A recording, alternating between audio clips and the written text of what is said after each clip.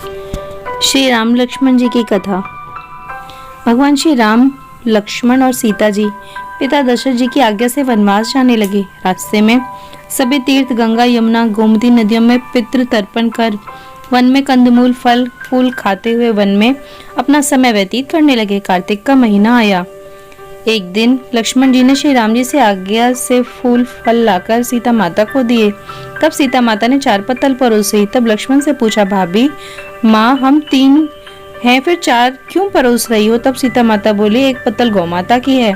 राम जी, लक्ष्मण जी गौ माता को पत्तल परोस दी। तब राम जी ने पूछा, सीता जी आपने खाना शुरू क्यों नहीं किया? तब सीता माता बोली, मेरे तो राम कथा सुनने का नियम है, राम कथा सुनने के बाद ही मैं फल ग्रहण करूंगी।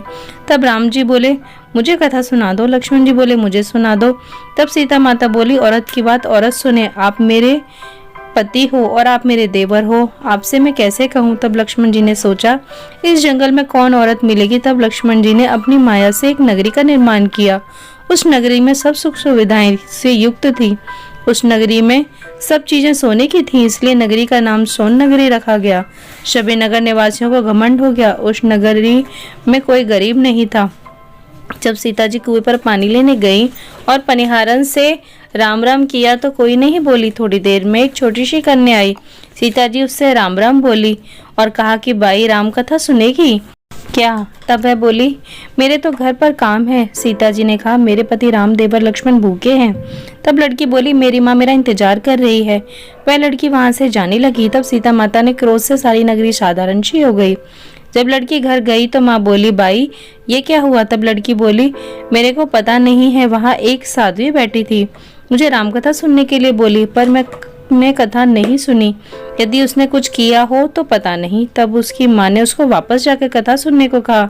लड़की ने वापस जाकर कथा सुनने से मना कर दिया। तब उसकी बहू बोली, आपकी आज्ञा हो तो मैं कहानी सुनकर आती हूँ। जब बहू कुएं पर गई तो पानी भरे और खाली करे। तब सीता जी ने कहा, आपके घर में कुछ काम नहीं है क्या? तब वह बोली, माता जी मैं तो सारा काम करके आई हूँ। तब माँ सीता बोली, तूने मुझे माँ कहकर बुलाया है, यदि तुझे समय हो तो मेरी राम कहानी सुन ले। वह बोली, माता जी कहानी सुनाओ, मैं प्रेम से कहानी सुनूंगी। सीता जी ने कहा, भाई तूने मेरी मृत्युलोक में मदद करी, भगवान तेरी स्वर्गलोक में रक्षा करेंगे। राम कथा पूर्ण हुई तो सीता जी ने कहा, हे भाई तूने मेरी राम कथा सुनी है, मेरी सहायता की, राम जी लक्ष्मण को जिमाया है, भगवान तेरी रक्षा करेंगे, तुझे स्वर्ग का सुख मिलेगा। सीता माता ने उपहार स्वरूप अपने गले का हार दे दिया। जब वह घर गई तो उसके मटके सब सोने के हो गए। सासू जी ने कहा, ये सब तू कहाँ से लाई? मैंने माँ सीता से रामकथा सुनी, इसी का यह फल है। सासू जी ने कहा, प्रतिदिन रामकथा सुन आना। बाई को रामकथा सुनते सुनते बहुत दिन हो गए। तब उसने माँ सीता से पूछा, इसका अध्यापन विधि बतलाओ।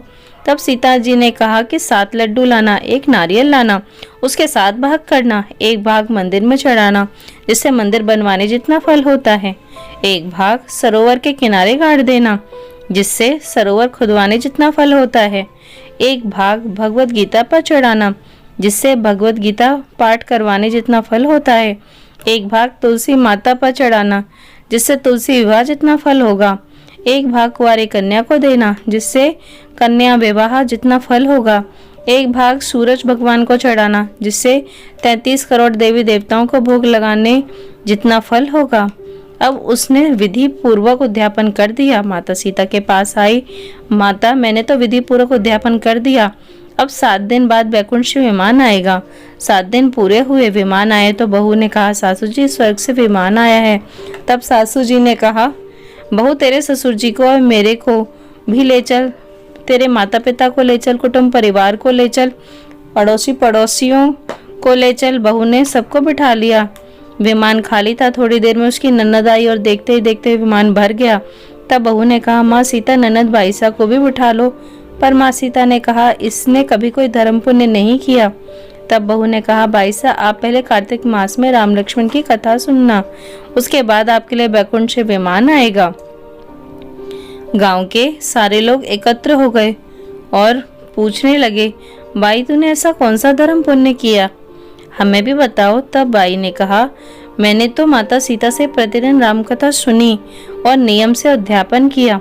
तब समस्त ग्रामीण रामकथा सुनने की जिद करने लगे। तब बाई राम कथा कहने लगी और सब नर नारी सुनने लगे। राम कथा संपूर्ण होते ही समस्त नगरी सोने की हो गई। बाई ने कहा, जो राम कथा सुनेगा सबको मेरे समान ही फल मिलेगा। तब राम लक्ष्मण जी की जय जयकार करने लगे और विमान स्वर्ग में चला गया। 7 स्वर्ग के दरवाजे खुल गए। पहले द्वार पर नाग देवता समस्त देवी देवता पुष्प वर्षा करने लगे। देवताओं ने पूछा कि तूने क्या पुण्य किया था? तब उसने कहा, मैंने तो राम लक्ष्मण जानकी की कहानी सुनी। तो समस्त देवताओं ने कहा, वर मांग। तब उसने कहा, मेरे पास सब सिद्धियां हैं, मुझे यह वर दो कि जो भी श्रद्धा एवं भक्ति से राम कथा राम लक्ष्मण जानकी की कहानी सुनेगा उसको मेरे समान ही फल मिले। सभी देवताओं ने पुष्प वर्षा करते हुए तथास्तु कहा। चारों ओर राम जी की जय जयकार होने लगी। जय श्री राम। अगर आप सभी को मेरा प्रयास अच्छा लगा हो तो चैनल को लाइक, शेयर और सब्सक्राइब अवश्य करें। धन्यवाद।